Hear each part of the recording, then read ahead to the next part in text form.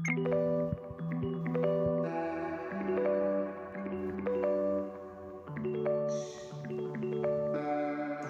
top. And what's going on, guys? Back again. It's your boy Aussie. So last episode we left off where I was explaining what was done on it so far. We did data, we did Kizame side, but I was kind of going into this, and well, you know what happened. All right. Side note, boy having a bad hair day. I think I might have used too much edge control. But neither here nor there. Anyway, so on this side is Itachi, and I know what you're thinking, dude. That's Sasuke for sure. And it's not actually. What I was trying to incorporate was the Edo Tensei version mixed in with the Sasuke versus Itachi fight, as well as the Anpu. So I tried to get like a range of the three into one. So that's why there's cracks in the face. We have the Amaterasu flames down here. We got a little blood coming out of the eye. And over here in this neat little corner, we actually have the Uchiha hideout. I kind of wanted to do like a little scene in the back, considering that the face took up most of this area. It was kind of hard to add that nuance like I did with like Kizame and Deidara, the C4 Dragon and Sabehide.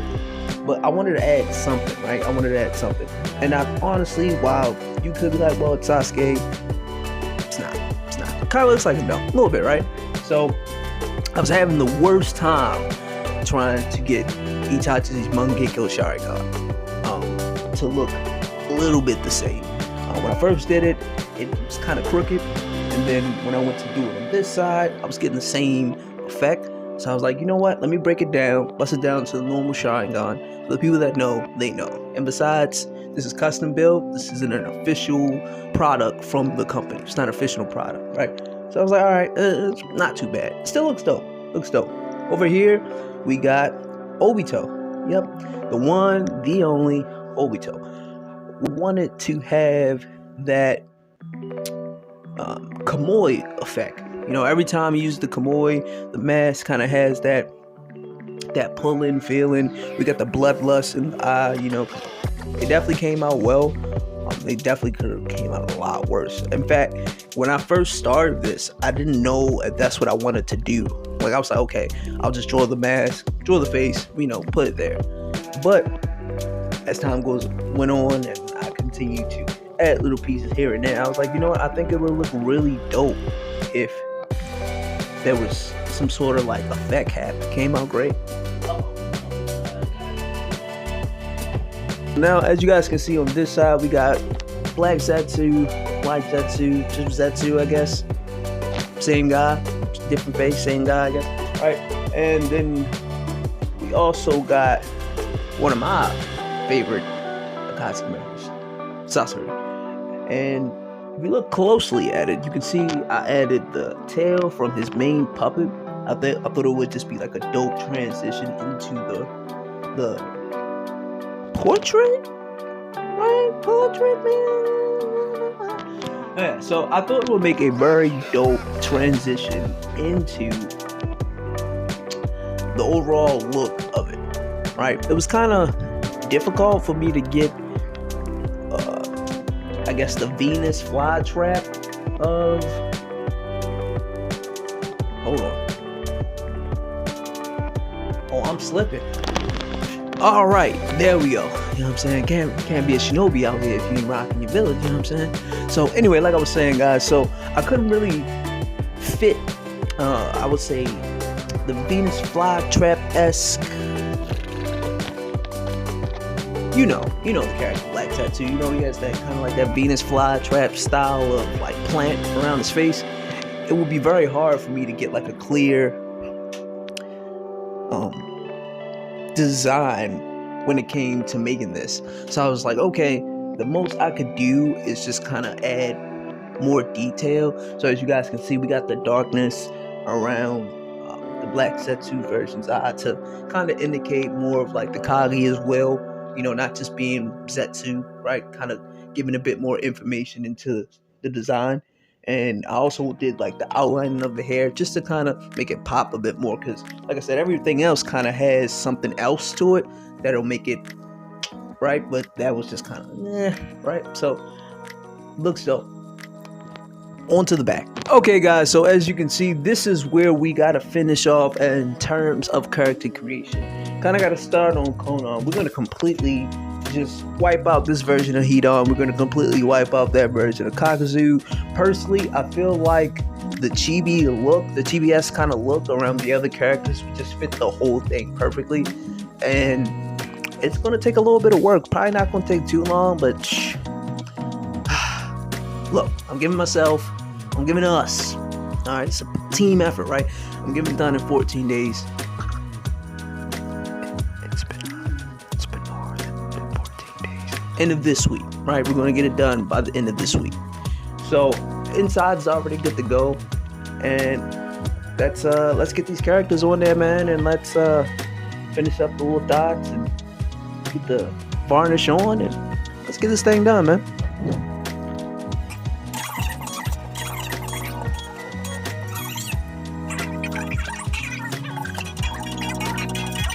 Anything that has been chipped, do the moving. I've been moving this thing around a lot just to kind of get that final paint on there so it'll sit, so that by the time we got to get this varnish on, everything will be smooth as butter. So as a disclaimer, just to let you know, closing this has kind of been hard, as you can see.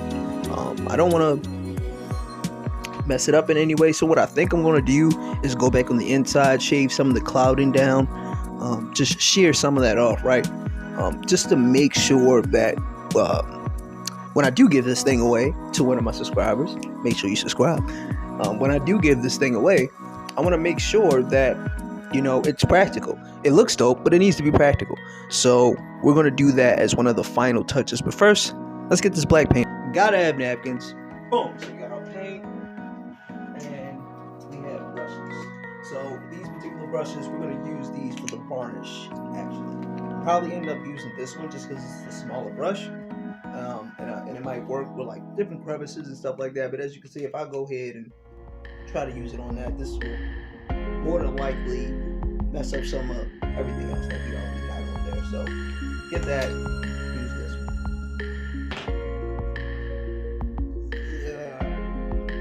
one. As you see, guys, we're waiting for the paint to come out. Paint been in there for a long time. Been using that same thing of paint for this entire project, so it's understandable. This is why I say wear napkins. Literally, just from outpouring the paint. Verb.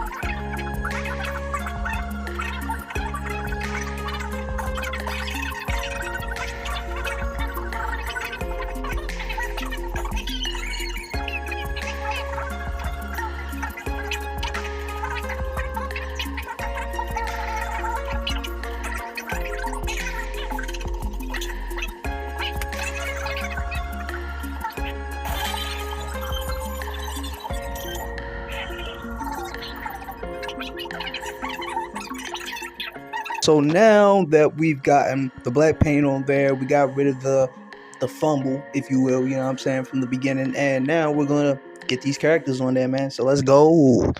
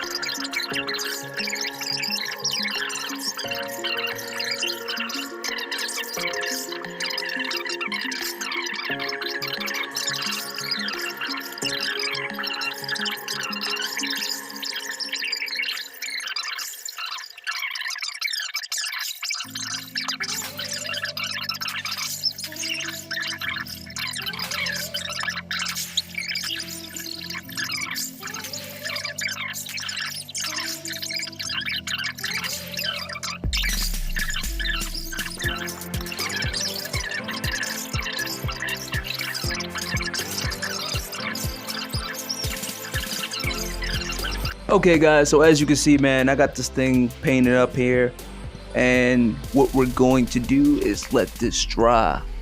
Since it's on the back and it's a lot of paint that's still wet, I'm gonna let that dry for a bit. We're gonna come back and finish Akatsuki and start getting those colors on the rest of the Akatsuki. Yeah, let's do that. Look at these things, man. Beat to dust. Look at that. Alright guys, so we're going to be replacing these. Now as you can see right off the rip, we got a bigger surface area, so it'll be a lot more stable when we put these things down. Plus, I mean, I ain't really gotta say much. Look at it, man. Ah!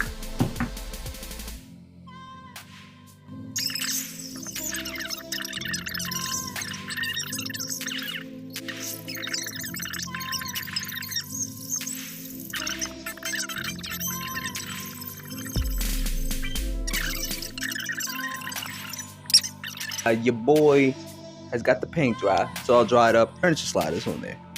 So now that we got that on there, we're gonna turn it over on the character side. We're gonna finish these characters, man, and then we can get to that final process to make those colors pop. Because this is really gonna bring up the color, guys. This varnish is really gonna make the colors pop. I know it looks very flat. The black is probably gonna stay more flat than anything because it is flat paint. But this gloss varnish is really going to help bring out everything else. And I can't wait to see how it looks once it's completely done.